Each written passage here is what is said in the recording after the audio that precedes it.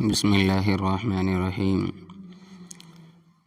الحمد للہ وکفی وسلام علی عبادہ الذین اصطفی اما بعد فاعوذ باللہ من الشیطان الرجیم بسم اللہ الرحمن الرحیم سبحان الذی اسری بعبدہ لیلا من المسجد الحرام الی المسجد الاقصی الذی بارکنا حولہ لنریہ من آیاتنا صدق اللہ العظیم۔ محترم حضرات، آپ تمام حضرات کے سامنے اسرا اور معراج کے بارے میں کچھ باتیں کرنی ہے، اور یہ سیرت النبی صلی اللہ علیہ وسلم ہے اور 17واں درس ہے۔ 16ویں درس میں آپ نے نبی کریم صلی اللہ علیہ وسلم کے اوپر جو اذیتیں پہنچائی طائف والوں نے، ان کا آپ نے وہ سنا۔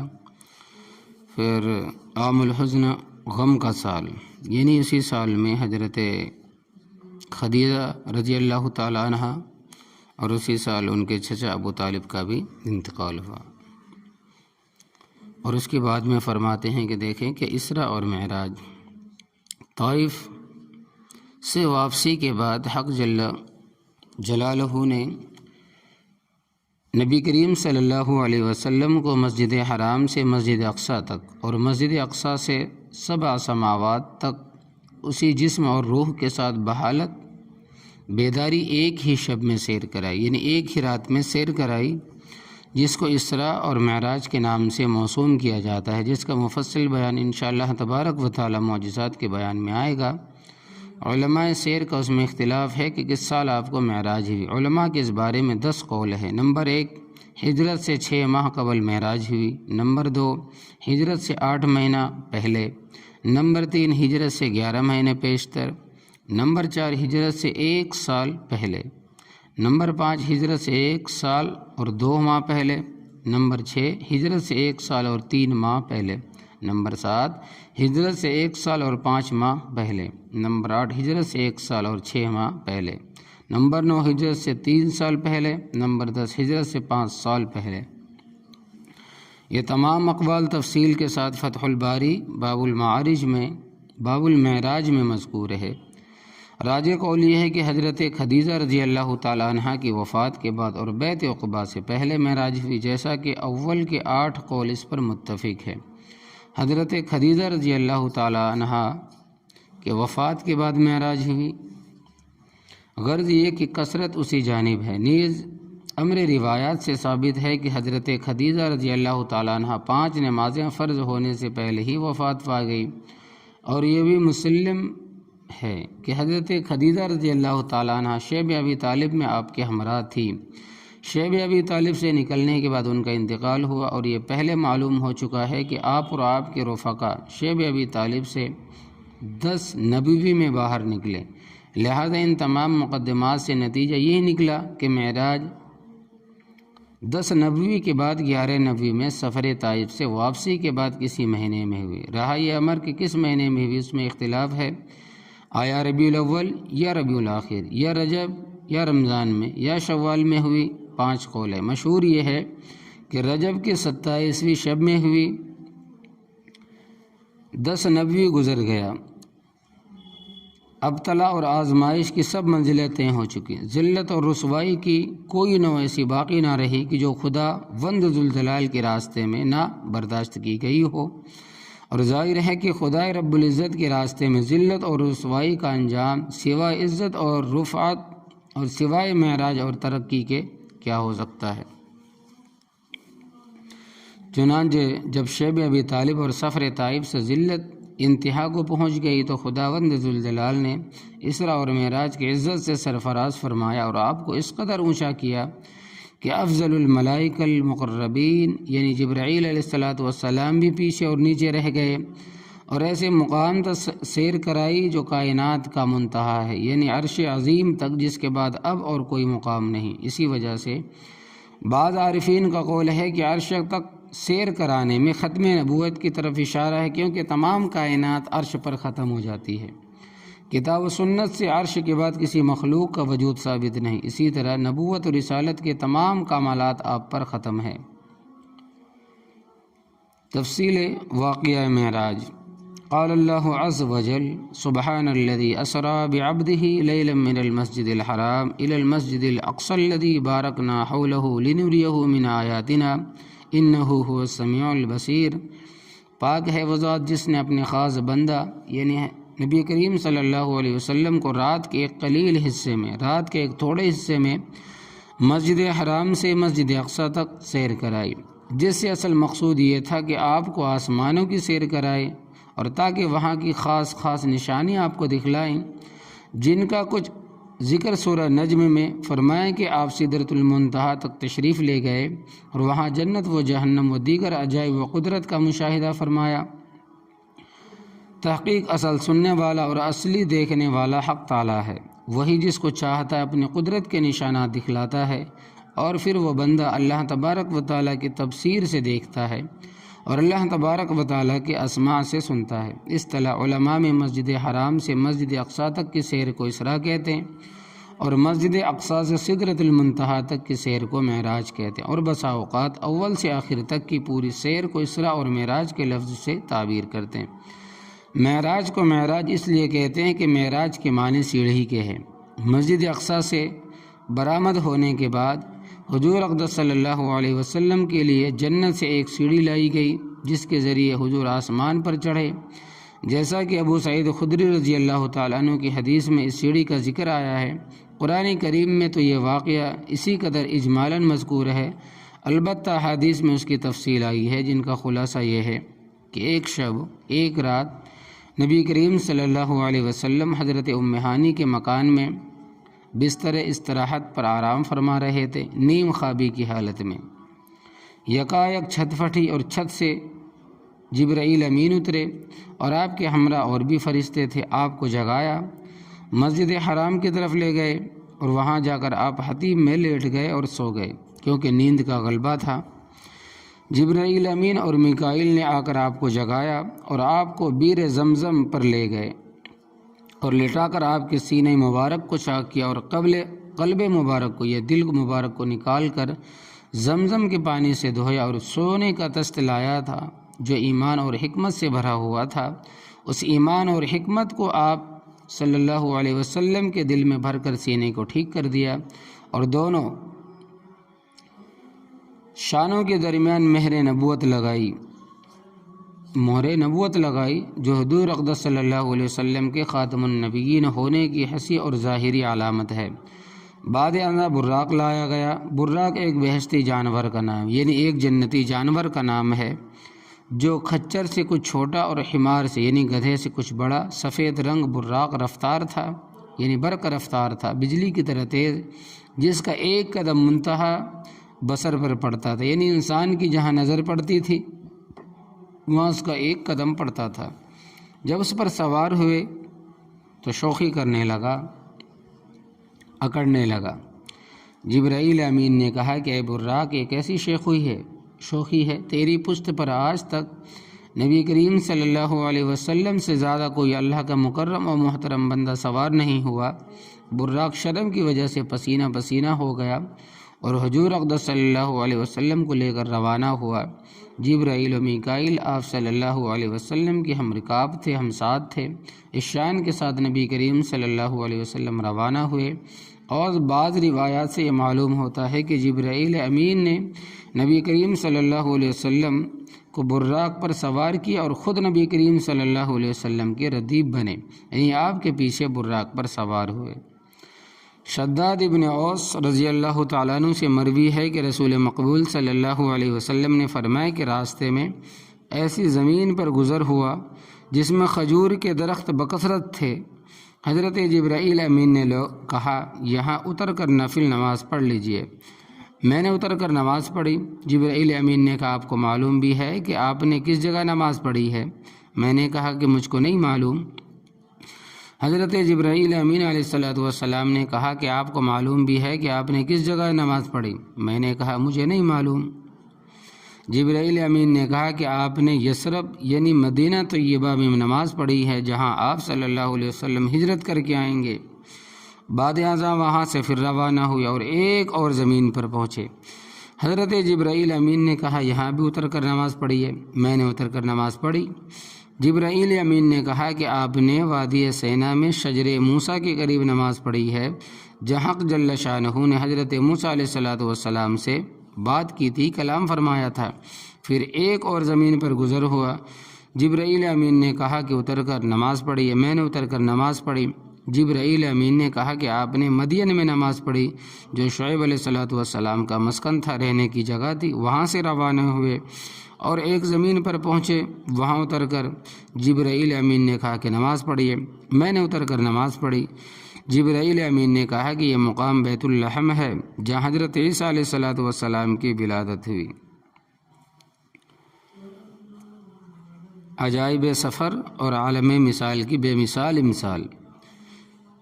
آپ براق پر سوار جا رہے تھے کہ راستے میں ایک بڑھیا پر گزر ہوا۔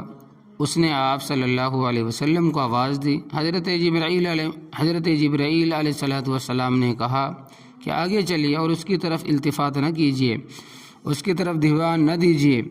آگے چل کر ایک بوڑھا نظر آیا، اس نے بھی حضرت صلی اللہ علیہ وسلم کو آواز دی۔ حضرت جبرائیل نے کہا آگے چلیے۔ آگے چل کر آپ کا ایک جماعت پر گزر ہوا، جنہوں نے آپ کو بائیں الفاظ سلام کیا، یعنی اس الفاظ سے سلام کیا: السلام علیک یا اول، السلام علیک یا آخر، السلام علیک یا حشر۔ جبرائیل امین نے کہا کہ آپ ان کے سلام کا جواب دیجیے، اور بعد ازاں بتلایا کہ وہ بوڑھی عورت راستے کے کنارے پر کھڑی تھی، وہ دنیا تھی۔ دنیا کی عمر اتنی ہی قلیل باقی رہ گئی ہے جتنی اس عورت کی عمر باقی ہے، اور وہ بوڑھا مرد شیطان تھا۔ دونوں کا مقصد آپ کو اپنی طرف مائل کرنا تھا، متوجہ کرنا تھا۔ اور وہ جماعت جنہوں نے آپ علیہ السلام کو سلام کیا، وہ حضرت ابراہیم علیہ السلام تھے، اور حضرت موسیٰ اور حضرت عیسیٰ علیہ السلام تھے۔ صحیح مسلم میں حضرت انس رضی اللہ تعالیٰ عنہ سے روایت ہے کہ حضور پرنور صلی اللہ علیہ وسلم نے فرمایا کہ شب معراج میں موسیٰ علیہ السلام پر گزرا، دیکھا کہ قبر میں کھڑے ہوئے نماز پڑھ رہے تھے۔ اور ابن عباس رضی اللہ تعالیٰ عنہما کی روایت میں ہے کہ نبی کریم صلی اللہ علیہ وسلم نے فرمایا کہ میں نے شب معراج میں موسیٰ علیہ السلام اور دجال اور خازن نار یعنی کہ دروغہ جہنم کو دیکھا، جس کا نام مالک ہے۔ نیز راستے میں آپ کا ایک ایسی قوم پر گزر ہوا جن کے ناخن تانبے کے تھے، اور وہ اپنے چہرہ اور سینوں کو ان ناخنوں سے چھیلتے تھے۔ حضرت صلی اللہ علیہ وسلم نے جبرائیل امین سے دریافت کیا تو یہ فرمایا کہ وہ لوگ ہیں جو آدمیوں کا گوشت کھاتے ہیں، یعنی ان کی غیبت کرتے ہیں، ان کی آبرو پر حرف گیری کرتے ہیں، ان کی پیٹھ پیچھے ان کی برائی کرتے ہیں۔ نیز نبی کریم صلی اللہ علیہ وسلم نے ایک شخص کو دیکھا کہ نہر میں تیر رہا ہے اور پتھر کو لقمہ بنا کر کھا رہا ہے۔ آپ نے جبرائیل علیہ السلام سے دریافت کیا تو یہ جواب دیا کہ یہ سود خور ہے۔ نیز آپ کا ایک ایسی قوم پر گزر ہوا جو ایک ہی دن میں تخم ریزی بھی کر لیتے اور ایک ہی دن میں کاٹ بھی لیتے، اور کاٹنے کے بعد کھیتی پھر ویسی ہی ہو جاتی ہے جیسے پہلے تھی۔ آپ نے جبرائیل علیہ السلام سے پوچھا، دریافت کیا، فرمایا کہ یہ کیا ماجرا؟ جبرائیل امین نے کہا کہ یہ لوگ اللہ تبارک و تعالیٰ کے راستے میں جہاد کرنے والے ہیں، ان کی ایک نیکی 700 نیکی سے بھی زیادہ ہو جاتی ہے، اور یہ لوگ جو خرچ کرتے ہیں اللہ تبارک و تعالیٰ اس کا نعم البدل عطا فرماتا ہے۔ پھر آپ کا ایک اور قوم پر گزر ہوا جن کے سر پتھروں سے کچلے جا رہے ہیں، کچلے جانے کے بعد پھر ویسے ہی ہو جاتے ہیں جیسے پہلے تھے۔ اسی طرح سلسلہ جاری ہے، کبھی ختم نہیں ہوتا۔ آپ نے پوچھا یہ کون لوگ ہیں؟ جبرائیل علیہ السلام نے کہا کہ یہ فرض نماز سے کاہلی کرنے والے لوگ ہیں، سستی کرنے والے لوگ ہیں۔ پھر ایک اور قوم پر گزر ہوا جن کی شرمگاہ پر آگے اور پیچھے چیتھڑے لپٹے ہوئے ہیں اور اونٹ اور بیل کی طرح چرتے ہیں، زری اور زقوم یعنی کانٹوں اور جہنم کے پتھر کھا رہے ہیں۔ آپ نے پوچھا کہ یہ کون لوگ؟ جبرائیل علیہ السلام نے کہا کہ یہ وہ لوگ ہیں جو اپنے مالوں کی زکوٰۃ نہیں دیتے۔ پھر آپ کا ایسی قوم پر گزر ہوا جن کے سامنے ایک ہانڈی میں پکا ہوا گوشت اور ایک ہانڈی میں کچا اور سڑا ہوا گوشت کھا رہے ہیں۔ لوگ سڑا ہوا گوشت کھا رہے ہیں اور پکا ہوا گوشت نہیں کھاتے۔ آپ نے دریافت کیا کہ یہ کون لوگ؟ حضرت جبرائیل علیہ السلام نے کہا کہ یہ آپ کی امت کا وہ شخص ہے جس کے پاس حلال اور طیب عورت موجود ہے، مگر وہ ایک زانیہ اور فاجرہ کے ساتھ شب باشی کرتا ہے، صبح تک اسی کے پاس رہتا ہے۔ یہ آپ کی امت کی وہ عورت ہے جو حلال اور طیب شوہر کو چھوڑ کر کسی زانی اور بدکار کے ساتھ راز گزارتی ہے۔ پھر آپ کا ایک ایسی لکڑی پر گزر ہوا جو سرے راہ واقع ہے، جو کپڑا اور شے بھی اس کے پاس سے گزرتا ہے اس کو پھاڑ ڈالتی ہے اور چاک کر دیتی ہے۔ آپ نے جبرائیل علیہ السلام سے دریافت کیا کہ جبرائیل یہ کون ہے، یہ کیا ہے؟ جبرائیل علیہ السلام نے کہا کہ یہ آپ کی امت میں ان لوگوں کی مثال ہے جو راستے پر چھپ کر بیٹھ جاتے ہیں اور راہ سے گزرنے والوں پر ڈاکے ڈالتے۔ پھر آپ کا ایک قوم پر گزر ہوا جس نے لکڑیوں کا ایک بڑا بھاری گٹھا جمع کر رکھا ہے اور اس کے اٹھانے کی طاقت نہیں رکھتا، مگر لکڑیاں لا لا کر اس میں اور زیادہ کرتا رہتا ہے۔ آپ نے پوچھا کہ یہ کیا ماجرا؟ جبرائیل امین نے کہا کہ آپ کی امت کا وہ شخص ہے جس پر حقوق اور امانتوں کا بارے گراہیں بوجھ ہے، جس کو وہ ادا نہیں کرتا اور بوجھ اپنے اوپر لاتا جاتا ہے، یعنی کہ اور زیادہ قرض لیتا جاتا ہے۔ پھر آپ کا ایک قوم پر گزر ہوا جن کی زبانیں لبیں لوہے کی قینچیوں سے کاٹی جا رہی ہے، اور جب کٹ جاتی ہے تو پھر پہلے کی طرح صحیح اور سالم ہو جاتی ہے، اسی طرح سلسلہ جاری ہے، ختم نہیں ہوتا۔ آپ نے پوچھا کہ یہ کیا؟ جبرائیل امین نے کہا کہ یہ آپ کی امت کے خطیب اور واعظ ہے جو یقولون ما لا یفعلون کا مصداق ہے، یعنی دوسروں کو نصیحت کرتے ہیں اور خود عمل نہیں کرتے۔ تو فرماتے ہیں کہ پھر آپ کے ایسے مقام پر گزر ہوا جہاں نہایت ٹھنڈی اور خوشبودار ہوا آ رہی تھی۔ جبرائیل نے کہا کہ یہ جنت کی خوشبو ہے۔ بعد ازاں ایسی مقام پر گزر ہوا جہاں سے بدبو محسوس ہوئی۔ جبرائیل امین نے کہا کہ یہ جہنم کی بدبو ہے۔ بظاہر یہ تمام واقعات عروج سما سے پہلے کے ہیں، اس لیے روایت میں ان واقعات کا ذکر براق پر سوار ہونے کے بعد متصلاً اور مسجد اقصی میں پہنچنے سے پہلے آیا ہے۔ اس لیے معلوم ہوا کہ یہ واقعات عروج سما سے پہلے کے، یعنی آسمان سے چڑھنے کے پہلے کے ہیں۔ واللہ عالم۔ نزول اقدس در بیت المقدس۔ الغرض اس شان سے حضور پرنور صلی اللہ علیہ وسلم بیت المقدس پہنچے اور براق سے اترے۔ صحیح مسلم میں حضرت انس رضی اللہ تعالیٰ عنہ سے مروی ہے کہ حضور نے براق کو حلقے سے باندھ دیا کہ جس سے انبیاء کرام اپنی سواریوں کو باندھتے تھے، اور بازار کی روایت ہے کہ جبرائیل امین نے ایک پتھر میں انگلی سے سوراخ کر کے اسی براق کو باندھ دیا۔ عجب نہیں کہ براق کے باندھنے میں دونوں حضرات شریک ہو، ممکن ہے کہ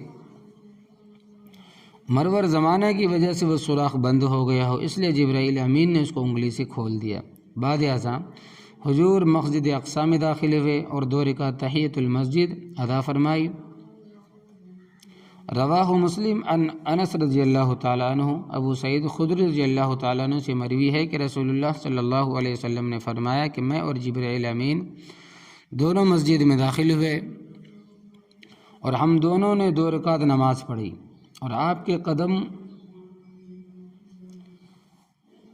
کے قدوم میں منتظوم کی تقریب میں حضرت انبیاء کرام علیہ السلام پہلے ہی سے حضور پرنور صلی اللہ علیہ وسلم کے انتظار میں موجود تھے، جن میں حضرت ابراہیم، حضرت موسیٰ علیہ السلام بھی تھے۔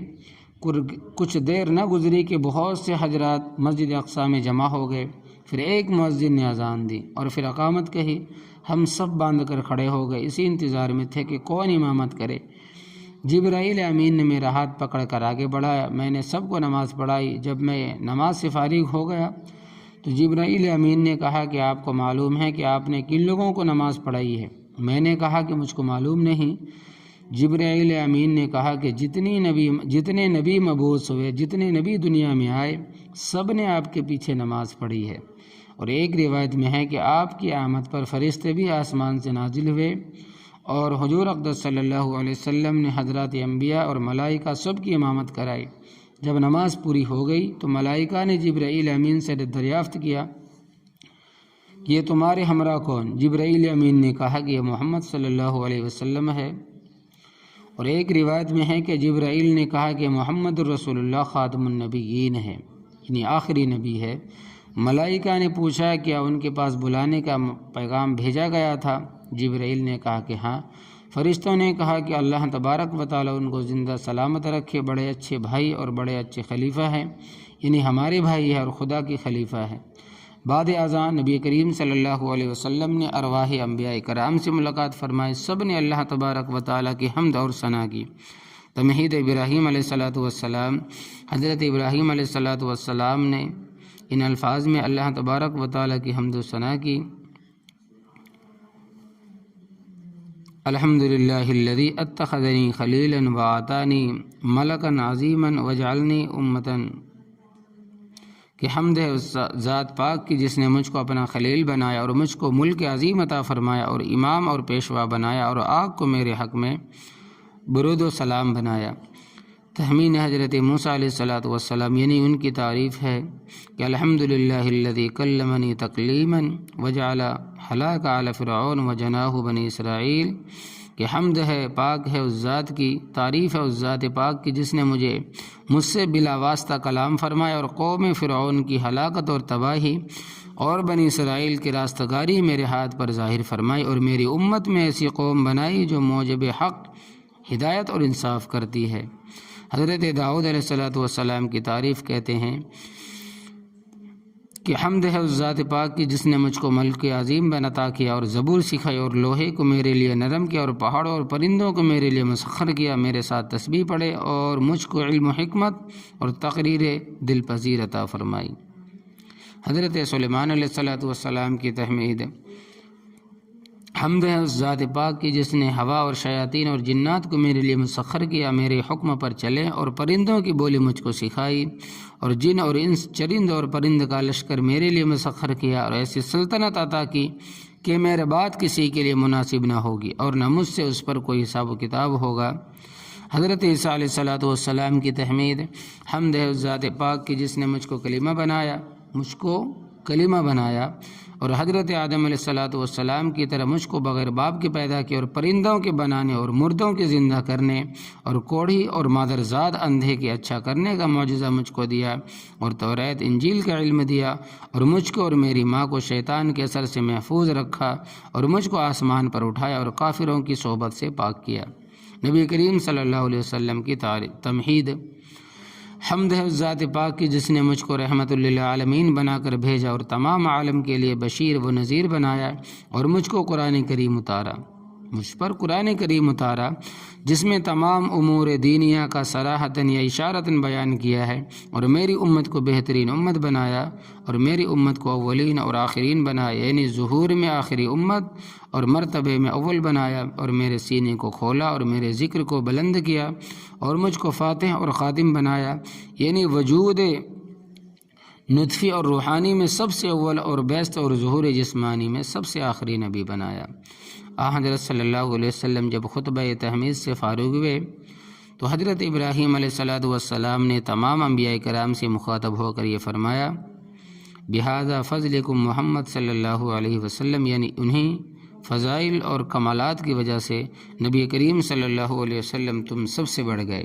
جب آپ فارغ ہو کر مسجد سے باہر تشریف لائے تو 3 پیالے آپ کے سامنے پیش کیے گئے، 3 پیالے آپ کے سامنے پیش کیے گئے، ایک پانی کا اور ایک دودھ کا اور ایک شراب کا۔ آپ نے دودھ کا پیالہ اختیار کیا۔ جبرائیل امین نے کہا کہ آپ نے دین فطرت کو اختیار کیا ہے، اگر آپ شراب کو اختیار کرتے تو آپ کی امت گمراہ ہو جاتی، اور اگر آپ پانی کو اختیار کرتے تو آپ کی امت پانی غرق ہو جاتی۔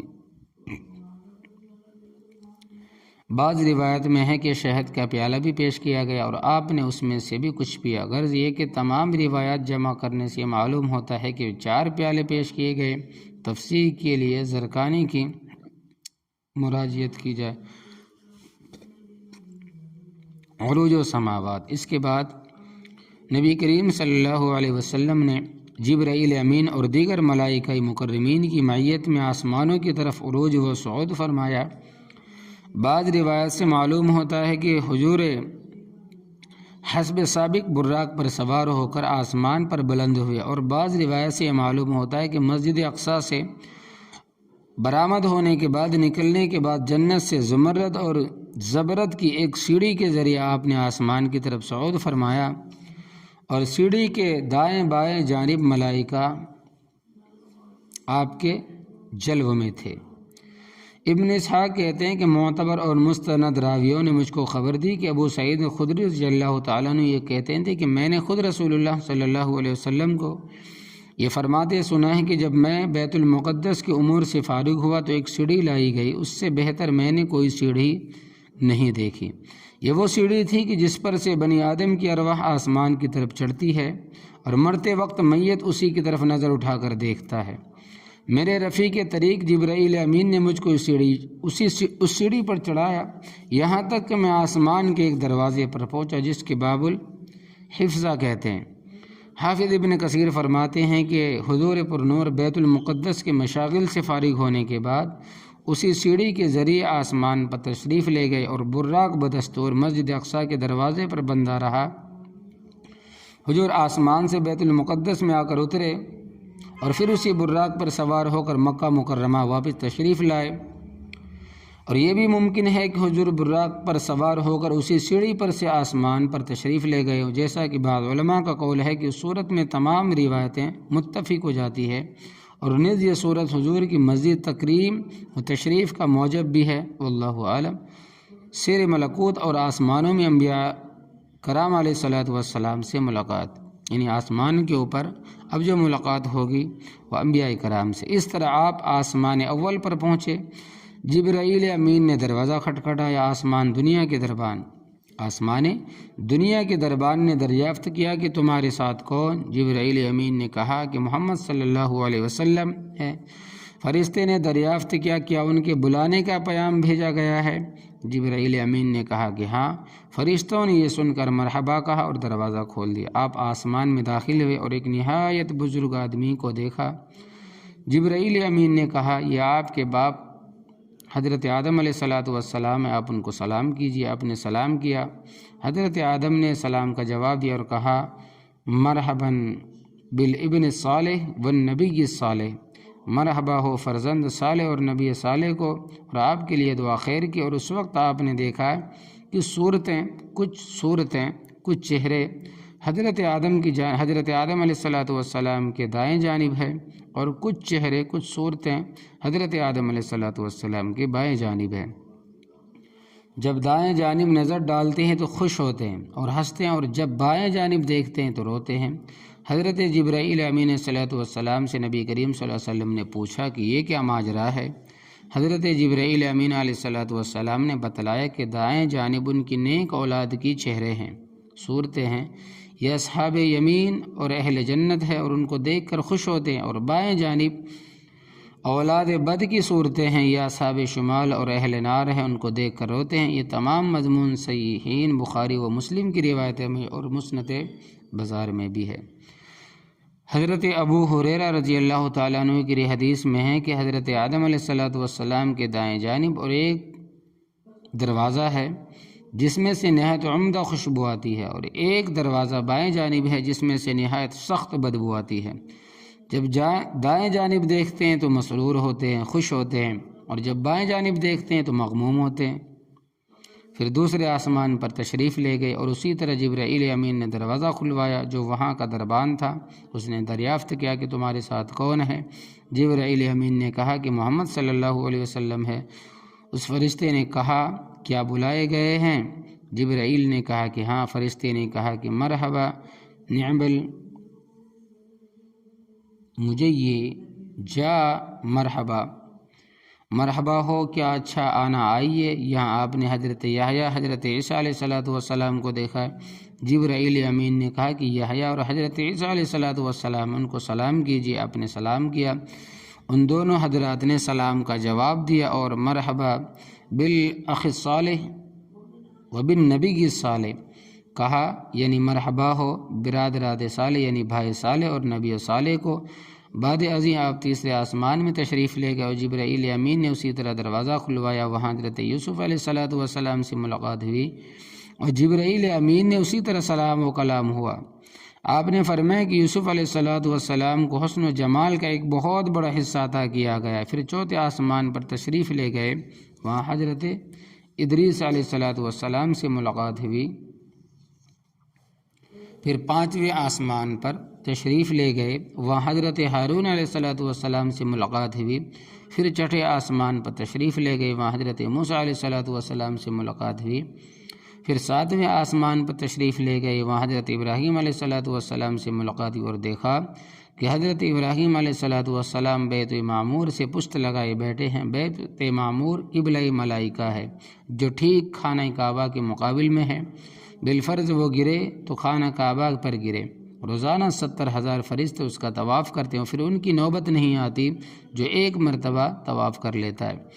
جبرائیل علیہ السلام نے کہا یہ آپ کے باپ ہیں، ان کو سلام کیجیے۔ آپ نے سلام کیا۔ حضرت ابراہیم علیہ السلام نے جواب دیا اور کہا مرحبا بالابن صالح والنبی کی صالح، کہا سدرۃ المنتہا۔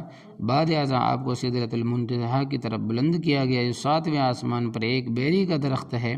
زمین سے جو چیز اوپر جاتی ہے وہ سدرۃ المنتہا پر جا کر منتہا ہو جاتی ہے اور پھر اوپر اٹھائی جاتی ہے، اور ملائے اعلیٰ جو چیز اترتی ہے، یعنی اوپر سے ملائے اعلیٰ سے جو چیز اترتی ہے وہ سدرۃ المنتہا پر آ کر ٹھہر جاتی ہے، پھر نیچے اترتی ہے، اس لیے اس کا نام سدرۃ المنتہا ہے۔